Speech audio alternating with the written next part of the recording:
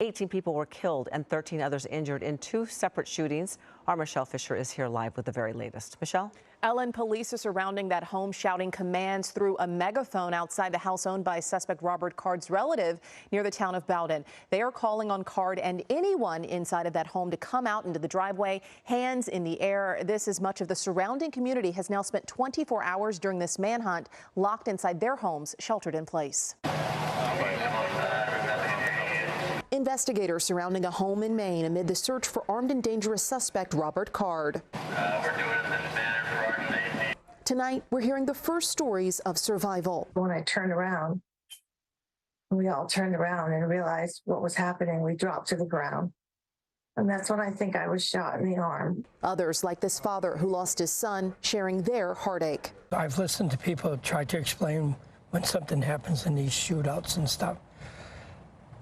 I don't know how they do it. I can't explain it. Tell you the truth, I can't. Tonight, families picking up the pieces 24 hours after Robert Card went on a deadly shooting rampage. Shots ringing out just before 7 at just-in-time recreation during a youth bowling night. Out of nowhere, he just came in and there was a loud pop.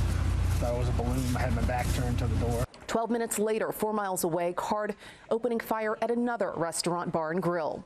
The gunman's car located several hours later at a boat landing in Lisbon with a firearm inside. More than 350 local, state, and federal law officers involved in the search for the gunman.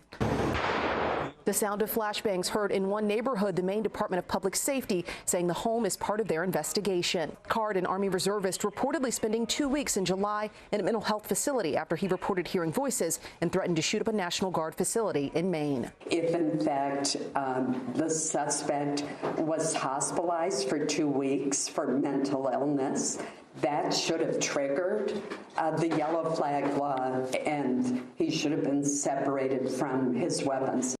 And law enforcement sources say a note found at the suspect's home is a suicide note addressed to Robert Card's son.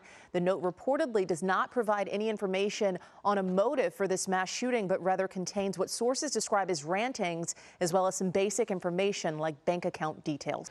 Hello, I'm Mark Brown. Get more great ABC7 content by clicking the subscribe button for our YouTube channel, and download the ABC7 Los Angeles streaming app on Fire TV, Android TV, Apple TV, and Roku to watch on your TV.